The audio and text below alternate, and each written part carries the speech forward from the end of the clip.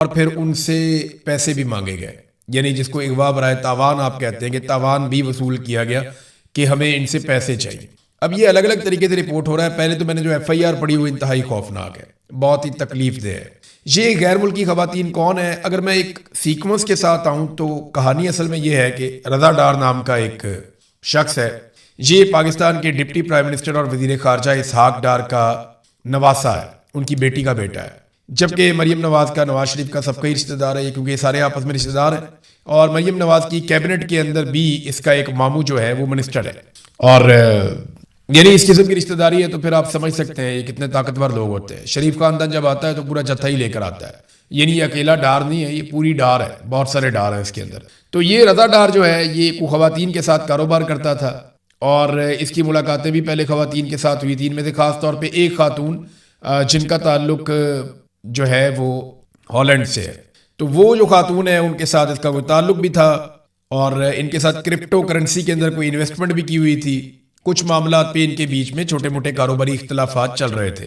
تو رضا ڈار نے، جو اسحاق ڈار کا نواسا ہے، اس نے ویزے ارینج کیے 2 خواتین کے لیے، کیونکہ اس کو پاکستان بلوایا گیا، اور ساتھ یہ کہا گیا خاتون کو کہ اس نے کہا جی میں اپنی ایک سہیلی کو بھی لے کر آنا چاہتی ہوں، وینزویلا سے ایک اور خاتون تھی تو اس کو بھی اس نے ساتھ لے لیا۔ تو یہ جو 2 خواتین ہیں ان کا ویزا ارینج کیا گیا اور ان کے ٹکٹ ارینج کیے گئے۔ رضا ڈار نے اور اس کے باس نے، انہوں نے مل کر یہ کیا، اور پھر انہیں پاکستان میں ایئرپورٹ پہ پروٹوکول لگوا کر ریسیو کیا گیا۔ ان کے اپنے گارڈز وہاں پہ موجود تھے، ان کا پروٹوکول وہاں پہ موجود تھا، تو بڑے شاندار طریقے سے ان خواتین کو لایا گیا، پھر ان کو گھمایا پھرایا بھی گیا اسلام آباد، پنڈی شنڈی ادھر ادھر۔ تو یہ خواتین کو شروع میں آئیڈیا تھا کہ شاید ٹھیک ہے، معاملہ ٹھیک چل رہے ہیں، لیکن اس کے بعد لین دین کے تنازع پر جو اب تک بات سمجھ آئی ہے، انہوں نے اغوا کر دیا ان خواتین کو اور لے جا کے ان کو حبس بیجا میں رکھ لیا، انہیں یرغمال بنا لیا لاہور کے ایک گھر میں ڈی ایچ اے میں، اور نہ صرف انہیں یرغمال بنا لیا بلکہ وہاں پہ اور بندے بھی لے آئے، اور ان خواتین کے ساتھ جو ہے وہ جبری زیادتی کروائی گئی، جن میں سے ایک خاتون کے ساتھ 3 افراد نے جبری طور پہ زیادتی کی، زخمی بھی کیا، اور بہت نازیبہ، بہت ہی گھٹیا ہے وہ ایف آئی آر۔ اگر آپ پڑھیں تو یعنی میں وہ پڑھ کے سنا بھی نہیں سکتا، میں بتا بھی نہیں سکتا، وہ اتنی گھٹیا ایف آئی آر ہے۔ اب وہ کیونکہ یورپ سے اور لیٹن امریکہ سے آئی ہوئی خواتین ہیں، تو ان کے لیے نا بولنا اور لکھنا کوئی مشکل نہیں ہے، انہوں نے ایک ایک لفظ کھل کے لکھ دیا کہ انہوں نے ہمارے ساتھ کیا کیا ہے اور کس طرح انہوں نے ہمارے ساتھ زیادتی کی ہے، تو انہوں نے ہر چیز جو ہے وہ کھل کر لکھ دی ہے۔ ان کے معاشرے کے اندر وہ پورا کرائم کھل کر ایسے ہی بیان کر دیتے ہیں۔ تو پاکستان کے اندر تو تھوڑا لگی لپٹی کے ساتھ بات کرتے ہیں، بات کو چھپاتے بھی ہیں، لیکن انہوں نے نہیں، انہوں نے سارا کچھ ہی بتایا۔ اور اس کے بعد جناب وہ خواتین کو کہا گیا کہ آپ $15 لاکھ وہ منگوائیں اور ہمیں دیں۔ اب یہ ایک طرح کا تاوان ہے کہ خواتین وہاں پہ حفظ بیجا میں ہیں، ان کے ساتھ جنسی جبری طور پہ زیادتی ہو رہی ہے، اور ان کو دھمکایا جا رہا ہے، انہیں یہ کہا جا رہا ہے کہ تمہیں مار دیں گے، اور تمہارے جو آرگنز ہیں، جو تمہارے جسم کے اعضاء ہیں اندر سے، وہ نکال کے ہم بیچ دیں گے، ہم پیسہ پورا کر لیں گے۔ اور دھمکایا بھی بہت گیا خواتین کو، انہوں نے سارا کچھ بتایا اس ایف آئی آر کے، تو بڑی خوفناک ایف آئی آر ہے۔ پھر جناب ان کے والدین سے رابطہ کروایا گیا خواتین کا کہ $15 لاکھ کا ارینجمنٹ کیا جائے، $1.5 ملین، اور وہ دیا جائے رضا ڈار کو اور اس کے باس کو، ان لوگوں کو۔ اب یہ جو خاتون کے والدین ہیں انہوں نے رابطہ کیا، پھر ایمبیسی کے ساتھ رابطہ کیا گیا۔ اب میری انفارمیشن کے مطابق پولیس نے فوری طور پہ کاروائی نہیں کی، یہ بعد میں مریم نواز نے اور ان کے لوگوں نے ڈرامہ کر دیا، 2 گھنٹے کے اندر کاروائی کر لی، بازیاب کروا لیا، بندے پکڑ لیے، یہ سب جھوٹ ہے۔ پہلے کچھ بھی نہیں ہو رہا تھا، لیکن پھر اس کے بعد جب ایمبیسی انوالو ہوتی ہے تو پھر ایجنسیاں بھی انوالو ہوتی ہیں، اور وہ ہر طرف جہاں جہاں ان کا ہاتھ پڑتا ہے ایمبیسی نے پھر آگاہ کیا، ان کے اپنے چینلز ہوتے ہیں باقاعدہ، تو وہاں جب انہوں نے بتایا تو فوری طور پہ سسٹم ایکٹیویٹ ہو گیا۔ پھر پنجاب حکومت کو ڈنڈا آیا، فوری طور پہ پولیس نے جا کے بازیابی کروائی، خواتین کو بازیاب کروایا گیا وہاں سے، اور ملزمان کو گرفتار کر لیا گیا۔ اب یہ جو رضا ڈار ہے، یہ جو اسحاق ڈار کا نواسا ہے، بہت قریبی رشتہ دار ہے، یہ پکڑا گیا، اور باقی ملزمان بھی پکڑے گئے ہیں، اور خواتین برآمد ہو چکی ہیں، ان کا میڈیکل کروایا جا چکا ہے، اور میڈیکل کروانے کے بعد انہیں جمعے والے دن یعنی آج کے دن واپس ان کے ملک میں روانہ کر دیا جائے گا۔ اور معاملہ جو ہے وہ کاروباری تھا، کیونکہ دیکھیں نا اسحاق ڈار کا خاندان پوری دنیا میں انویسٹمنٹ کرتا ہے، اس کے بیٹے بھی باہر انویسٹمنٹ کرتے ہیں، اسحاق ڈار بھی باہر انویسٹمنٹ کرتا ہے، نواز شریف بھی کرتا ہے، نواز شریف کے بیٹے بھی کرتے ہیں، سارا خاندان پاکستان سے باہر انویسٹمنٹ کرتا ہے۔ حالانکہ جا کے پاکستانیوں کو یہ کہتا ہے اسحاق ڈار کہ آپ محب وطن ہونے کا ثبوت دیں اور اپنا پیسہ پاکستان میں لے کر جائیں، لیکن اس کا نواسا پاکستان سے باہر انویسٹمنٹ کر رہا تھا۔ تو اسحاق ڈار کے نواسے نے پاکستان میں سرمایہ کاری لانے کا ایک نیا طریقہ ڈھونڈا کہ عورتوں کو لے کر آؤ، انہیں اغوا کرو، پھر ان کا تاوان منگواؤ، تو یہ ایک طرح کی سرمایہ کاری ہے، اس طرح اب یہ ڈالر پاکستان میں لے کر آئیں گے۔ شرم بھی نہیں آتی انہیں، بالکل شرم نہیں آتی، اپنے اختیارات کا ہمیشہ ناجائز استعمال کرتے چلے آئے، ہمیشہ کیا ہے انہوں نے۔ میں خبریں لا کر دیتا تھا ایک دور میں ان کے بارے میں، بہت ساری اس خاندان کے بارے میں، لیکن میڈیا چھاپتا ہی نہیں تھا، یعنی مجھے باقاعدہ لکھ کر دے دیا جاتا تھا ادارے کی جانب سے کہ ناٹ ریکوائرڈ، کہ یہ خبر ہم چھاپ ہی نہیں سکتے۔ تب سوشل میڈیا اتنا نہیں تھا تو خبریں چلتی نہیں، تو مافیا کی طرح یہ خاندان ڈیل کرتا ہے۔ بہرحال وہ خواتین آج واپس چلی جائیں گی، ان کا میڈیکل بھی ہو گیا، سارے ثبوت جو ہے وہ اکٹھے کر دیے گئے، لیکن کچھ سینئر پولیس اہلکاروں سے جب بات ہوئی، کچھ کرائم رپورٹرز کی، تو ان کو اندازہ ہوا کہ بہت دباؤ ہے، جو ملزم ہے اسے بڑے پروٹوکول کے ساتھ رکھا گیا ہے، اور وی وی آئی پی قسم کا پروٹوکول اسے دیا جا رہا ہے، اسے ہر طرح کی سہولت دی جا رہی ہے، اور یہ کہا جا رہا ہے کہ 2-4-5 دن کی بات ہے، معاملہ ٹھنڈا ہو جائے گا، تم گھر چلے جاؤ گے۔ جج آصف کا بیٹا 2 خواتین کو سڑک پہ قتل کر کے گھر چلا گیا، تو یہ بھی گھر چلے جائیں گے، اس میں کون سا کوئی بہت بڑا پرابلم ہے؟ تو اس طریقے سے ان چیزوں کو ابھی تک مینج کیا جا رہا ہے۔ بہرحال یہ ایک انتہائی افسوسناک واقعہ تھا۔ میں ایک سوال کرنا چاہ رہا تھا چٹھا صاحب سے، جو سی ٹی ڈی کو ہیڈ کرتے ہیں، جو بہت سارے پولیس مقابلے کرتی ہے پنجاب میں، جن پہ بہت شور مچا ہوا ہے کہ یہ جعلی پولیس مقابلے کرتے ہیں، تو چٹھا صاحب بتائیں نا، ان میں سے آپ کس کو ہاف فرائی کریں گے اور کس کو فل فرائی کریں گے؟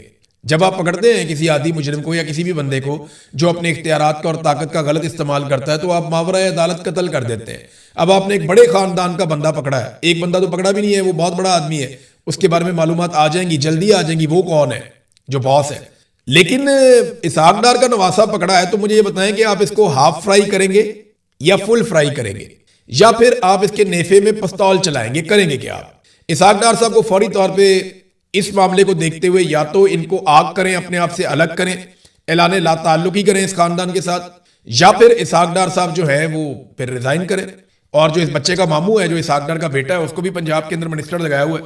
تو اس خاندان کی تو جب بھی نواز شریف آتا ہے ہمیشہ موجیں ہی لگی رہتی ہیں۔ تو سی ٹی ڈی کا بھی امتحان ہے، یہ تو کوئی نہ میڈیکل کرواتے ہیں، نہ ڈی این اے کرواتے ہیں، نہ کوئی اور چیز کرواتے ہیں، ٹک کر کے بندہ پار کر دیتے ہیں۔ لیکن یہاں پہ کیونکہ امیر زادے پکڑے گئے ہیں تو ابھی تک کچھ ہمیں دکھائی نہیں دے رہا۔ دوسری ناظرین بڑی خبر یہ ہے کہ پاکستان تحریک انصاف نے بلاخر فیصلہ کر لیا کہ وہ آزاد کشمیر کے الیکشن کا بائیکاٹ کرنے جا رہے ہیں۔ اب ذرا یہ فیصلہ انہوں نے جو کیا، اس کی وجوہات انہوں نے بتائیں، وہ میں آپ کو بتا دیتا ہوں۔ انہوں نے کہا جی آزاد جموں اور کشمیر کے عوام کے ساتھ ہم کھڑے ہیں، موجودہ حالات میں انتخابی عمل کا حصہ نہیں بنیں گے، اور آزاد جموں اور کشمیر کے عوام کی امنگوں، حق خود ارادیت اور جمہوری حقوق کے ساتھ غیر متزلزل یکجہتی کا اظہار کرتے ہوئے موجودہ حالات میں انتخابات میں حصہ نہ لینے کا فیصلہ کرتی ہے ہماری جماعت۔ یہ کوئی سیاسی حکمت عملی نہیں ہے، بلکہ کشمیری عوام کے ساتھ اظہار یکجہتی اور اصولی موقف ہے۔ آزاد کشمیر اس وقت شدید بحران سے گزر رہا ہے، ہزاروں شہری راولہ کوٹ سمیت مختلف علاقوں میں اپنے جائز مطالبات کے حق میں دھرنا دیے بیٹھے ہیں۔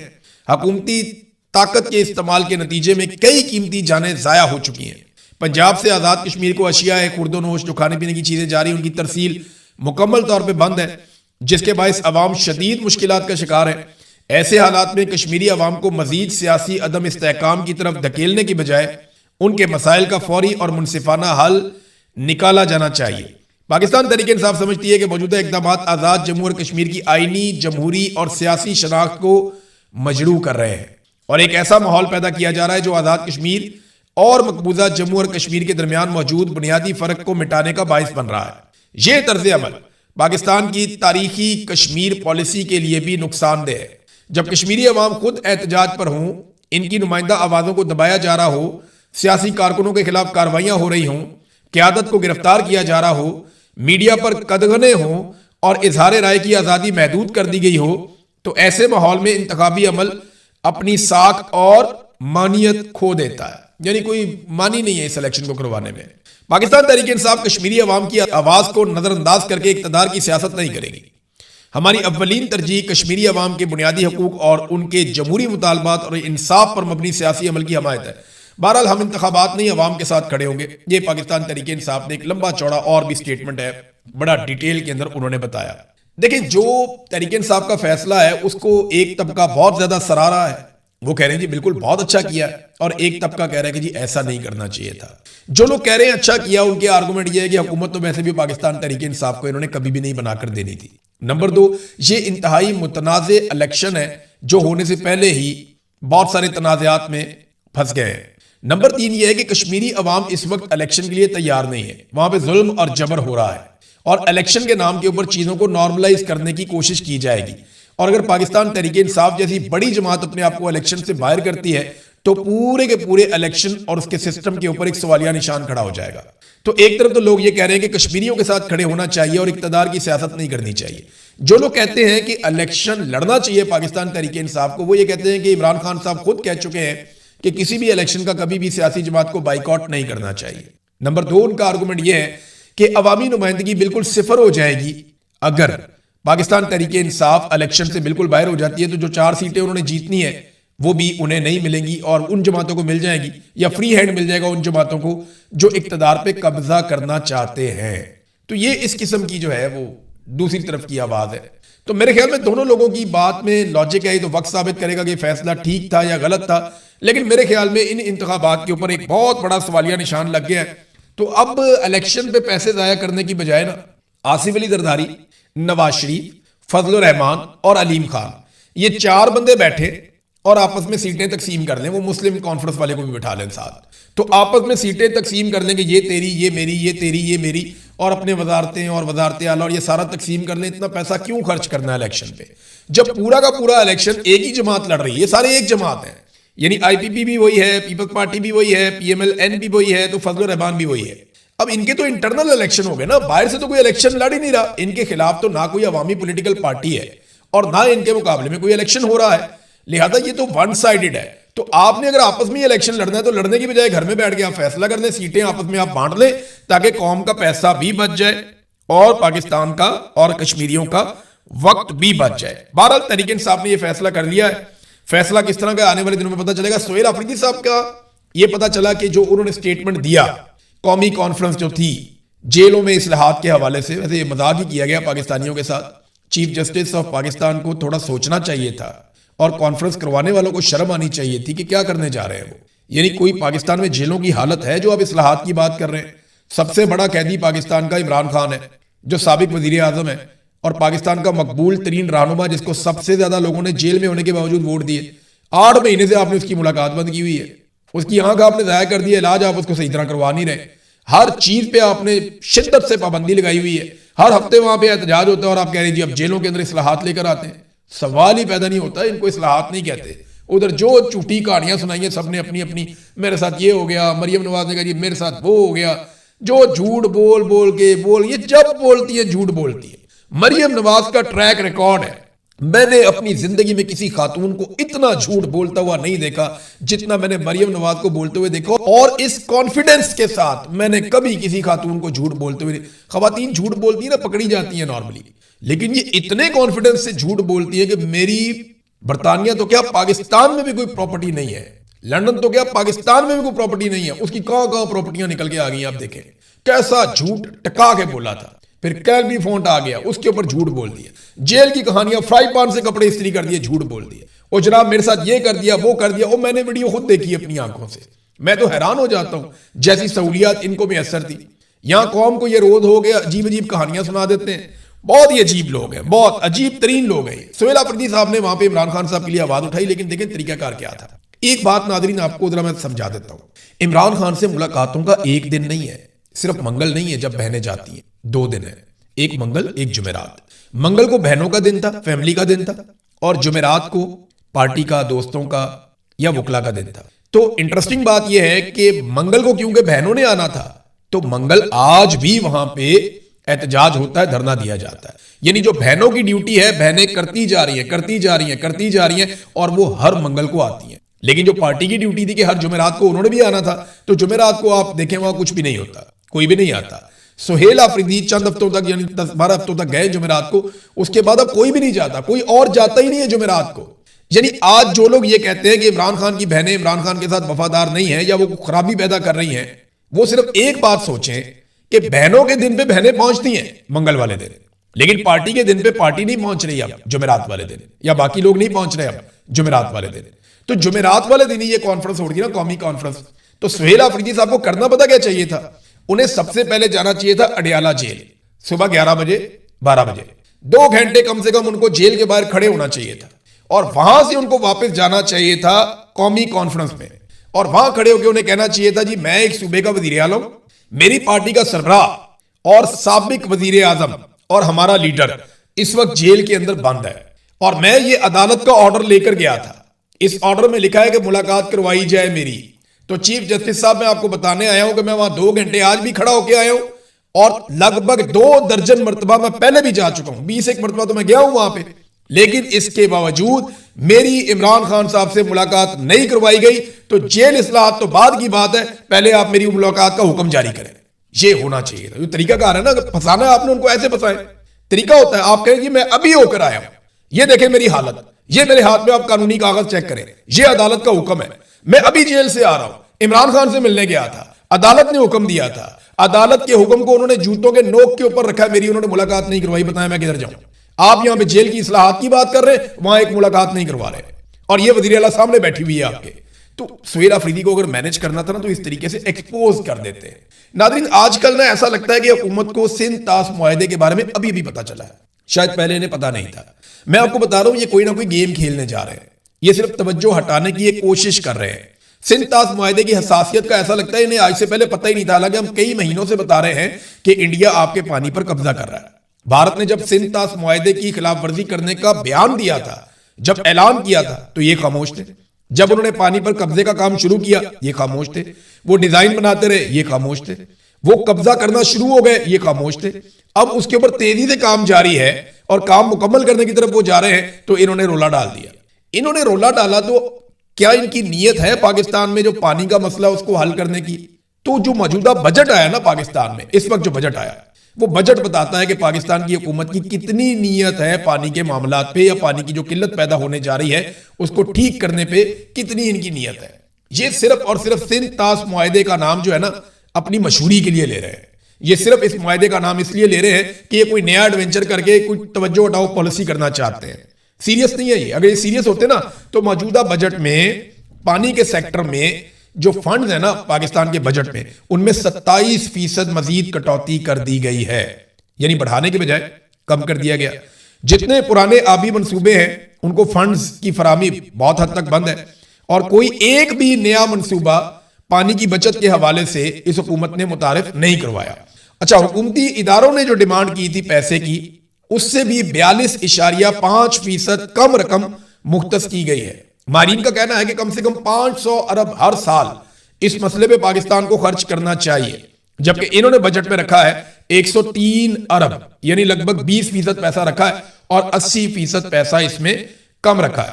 اگر اسی طرح سے یہ فنڈ دیتے رہے نا اور یہی سلسلہ چلتا رہا تو یاد رکھیے گا ماہرین کے مطابق بھاشا ڈیم 46 سال میں، داسو ہائیڈرو پاور پروجیکٹ 65 سال میں، اور کچی کینال اگلے 100 سال کے بعد یا 1 صدی کے بعد جا کر بنے گی. یہ ہے ناظرین ان کی سنجیدگی. کہانیاں آپ ان کی سن لیں، جتنی مرضی آپ ان کی کہانیاں سن لیں. ناظرین ایک اور قصہ آیا، صابر شاکر صاحب نے یہ خبر دی ہے، خبر یہ بھی امپورٹنٹ ہے، میں آپ کو ون لائنر بتا دیتا ہوں. یہ ملکہ عالیہ پنجاب کی صابر شاکر صاحب کہتے ہیں، تو وہ آپ جانتے ہیں کون ہے ملکہ عالیہ، ٹک ٹاکر کون ہے. انہوں نے کہا جو اس کے فلیٹ کے اندر ایک گاڑی تھی بلٹ پروف BMW 2016 ماڈل. گاڑی میں اچانک سے آگ لگ جاتی ہے رنگ روڈ پہ، ڈرائیور گاڑی سے کود گیا، باہر نکل گیا، گاڑی جل کر راکھ ہو گئی. گاڑی ان کے ابا جی کو بہت پسند تھی، انہوں نے کہا کہ ایسی گاڑی چاہیے بلٹ پروف BMW. تو جناب جو ایس نواز موٹرز ہے ان کو کہا گیا کہ دوسری گاڑی دو اب ہمیں. انہوں نے کہا جی ہمارا تو قصور ہی نہیں ہے، ہم کیوں دیں آپ کو دوسری گاڑی. تو پھر فوری طور پہ 2 مقدمات درج کر دیے گئے اور پھر پھینٹا بھی لگایا گیا. بلکہ اس کے اندر وہ بتا رہے ہیں کہ 2 بندے بھی اٹھا لیے گئے. اب وہ جو بندے ہیں نا ان کے والدین اپیل کر رہے ہیں کہ ان کی مدد کی جائے. وہ بیچارے میڈیا والوں سے کہہ رہے ہیں کہ ہمارے بندے رہا کروائے جائیں، اور صحافیوں سے کہہ رہے ہیں مدد کی اپیل ہے آپ سے، مہربانی کریں، یہ بہت طاقتور خاندان ہے، ہم کدھر پھنس گئے. یہ ہے ناظرین صورتحال. دیکھیں مریم نواز کا وہ جو جملہ تھا نا وہ تو میں نے سن لیا تھا، آپ کو بھی سنوا دیا تھا، خریدا ہے بھائی جو اکھاڑنا ہے اکھاڑ لو. اس جملے سے بھی زیادہ خوفناک ایک اور چیز تھی اس وقت، وہ میں نے پہلے توجہ نہیں دی، میں نے بعد میں سنا تو مجھے آئیڈیا ہوا. دیکھیں یہ جو جملہ تھا نا یہ ایک عورت کا جملہ تھا. وہ ذاتی طور پہ شریف خاندان کی اتنی قریب ہے، ان کو لوگ کہتے ہیں کہ وہ ملازمہ ہے مریم نواز کی، ملازمہ لوگ انہیں کہتے ہیں کہ وہ نوکرانی ہے مریم کی، اور لوگ یہ کہتے ہیں کہ وہ بہت خادماؤں کی طرح کبھی بیگ اٹھا لیا، کبھی یہ کر دیا، کبھی وہ کر دیا، بہت خدمت گزار ہے. تو وہ کچھ بھی کرے